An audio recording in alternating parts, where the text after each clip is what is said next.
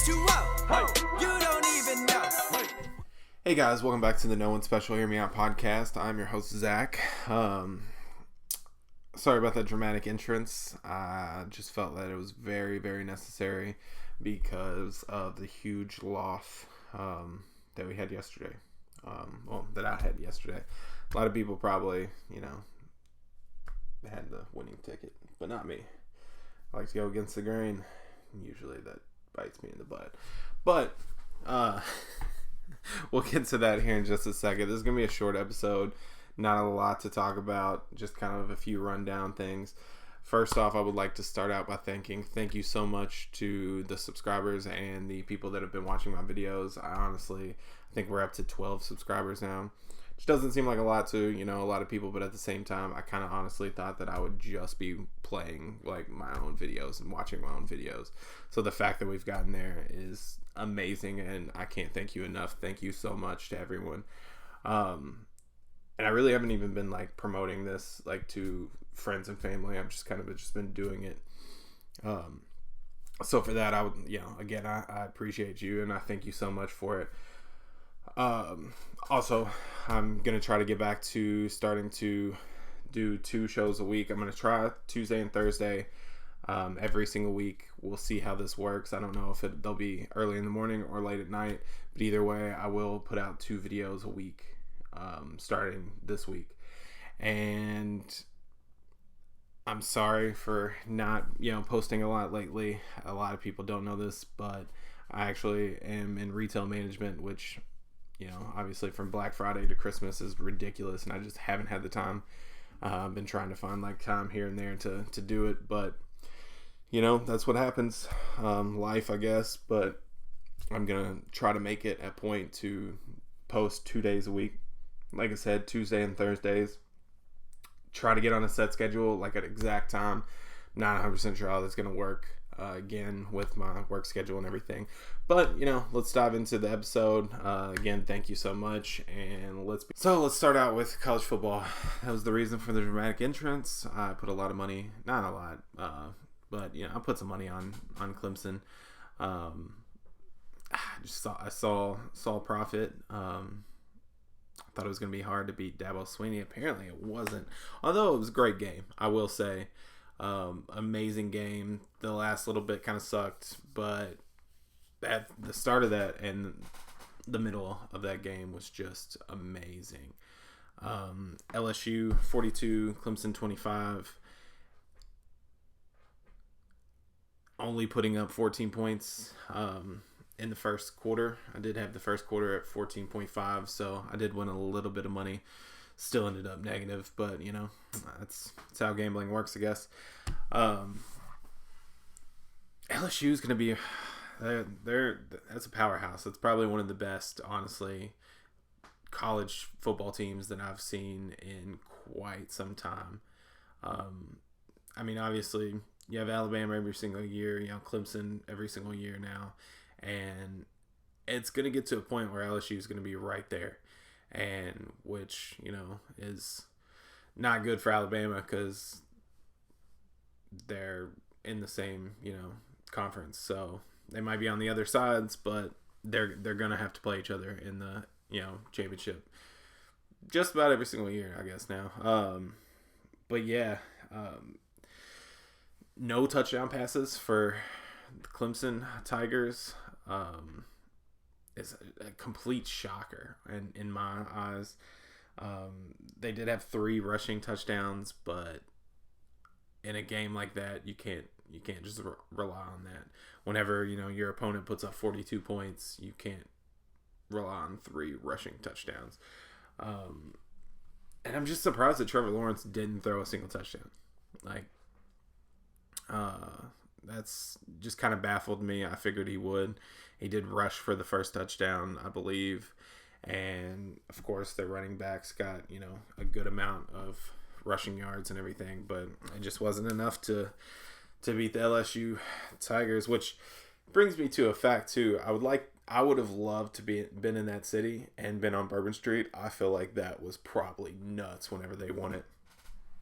that was probably the place to be in that whole state, probably in this whole country last night whenever that clock struck 0 and it was 100%. Joe Burrow, I really hope his game translates. I have a strong feeling that it will. I also, I've said that numerous times and it hasn't. But if his game translates to the next level, to the NFL, he is going to be a monster. And I don't know who's going to get him, whether it be, him going home to Ohio, playing for Cincinnati, or him, going down to South Beach and playing in Miami. But either way, he's gonna make a lasting impact on whatever program he goes to, and as soon as he gets there. I mean, just last night, he 31 for 49, 463 yards, 5 touchdowns. And if I'm not mistaken, I think he had a rushing touchdown as well. Yes. So he was the only one to have a rushing touchdown. So he had 5 passing touchdowns and 1 rushing touchdown. So they didn't score a touchdown without him having something to do with it. And I don't know, that sounds stupid whenever, you're a quarterback, but at the same time, you get down to the, in the red zone 5-yard line or whatever, what are you going to do? Unless you're the Seahawks, you're probably going to hand it off to your running back, especially whenever your running back's as good as, their backs are. So, I took a little jab at Seahawks fans. Sorry, but, I gotta stick to my Patriot roots. Speaking of Patriot roots, Thaddeus Moss, played in front of his dad last night. He looked good. I would like to see him follow his dad's footsteps and go to the Patriots, maybe. I don't know. I don't know. I haven't really looked at any projected drafts or anything like that. So I don't really know where anyone's going, and I can't remember. Is he just a freshman? No, he's a junior. Okay. So yeah, we'll see if he decides to go. I would like to see him follow his dad's footsteps. But Justin Ross killed it last night. They were just hard to stop. I mean, it was a back and forth battle until realistically, I couldn't even tell you exactly where it stopped, but there was like a certain period of time where just nothing was going right for Clemson. And that just started the snowball effect. And they had a few chances at the end to go up, and they couldn't capitalize. They couldn't score. So, I mean, what are you really gonna do? You're playing like I said, one of the best teams in college football history. But enough of that. But you can't knock Clemson out. I mean, the odds came out today for next year's national championship, and Clemson is still on top. So, I mean, obviously odds makers feel like they're going to bounce back really well. Obviously, they're going to get an amazing recruiting class coming in, and they're going to dominate as they do every single year. They start out for next year. Clemson is 2-1, and this is going back off of Caesar Sportsbooks. So you, depending on where you bet, you might get different odds. But Clemson starts out as 2-1, followed by Alabama at 4-1, LSU at 9-2, Ohio State for 7-1, and Georgia 10-1. So take that as you will. I don't really know how next year's going to play out. I'm ready to see, who's going where, what type of coaching staff moves, someone leaves to go coach another place, whatever. And then maybe I'll make a future bet. I'm not really huge on future bets though. I don't know. I just like that instant gratification where I can place a bet early in the morning and watch the game later at night. And, futures, obviously, I think I've made 2 futures before, but I know that a lot of sports bettors do futures, and I've seen it happen a few times. A buddy of mine placed a bet on Lamar Jackson to win the Heisman the year that he did. I think in like the first week or maybe even before the season, and it was only like $20, but it paid out really, really well. I think I've placed 2 futures, and neither one of them hit, but both of them got so close. I think I placed a future on Las Vegas to win the Stanley Cup their first year. Got really close. Apparently that was going to be like the biggest basically loss in Las Vegas history if they would have won it, which is ridiculous just for the simple fact that it would have been their own team to put that big loss on them. And then I think I can't remember if it was the same year or a different year. I placed a future bet on the Lightning to win. I think they got put out like the game or the series before the Stanley Cup or something like that. And I don't know. I always get so close, but yet still so far away. So, we'll see. I might put something in there. Like I said, this is going to be a short episode, so I just have one more thing to talk about. And then Thursday's episode, we'll talk about the football, NFL, obviously, coming up. And we'll talk about those playoff matches a little bit closer to time, just for the simple fact that I don't like to, talk about something. And, of course, Derrick Henry could get hurt tomorrow or something like that, getting out of the shower or something. So who knows? We'll talk about that on Thursday's episode. But for now, the last thing I'd like to talk about is Chad Johnson. Earlier today, he released a statement on Twitter saying that he was going to be trying out for the XFL as a kicker. Yeah, you heard that right. As a kicker, Chad Johnson as a kicker. We've seen it a couple times before. It was a 2009 season. He kicked an extra point and did the kickoff in preseason. And he's expressed interest in being a kicker quite a few times, honestly. He posted an Instagram video of him doing what looked to me like a 60-yard kicker or 60-yard kick, and everyone else kind of just went along with that as well. Not saying I started that, but like everyone was like, "Oh, this is a 60-yard kick. That's a 60-yard kick." So it did look like he nailed a 60-yard kick. So which I've looked over the XFL rules, and like all their like rules are completely different and a little bit obscure, but like, and I know that there's like different point ranges that you can like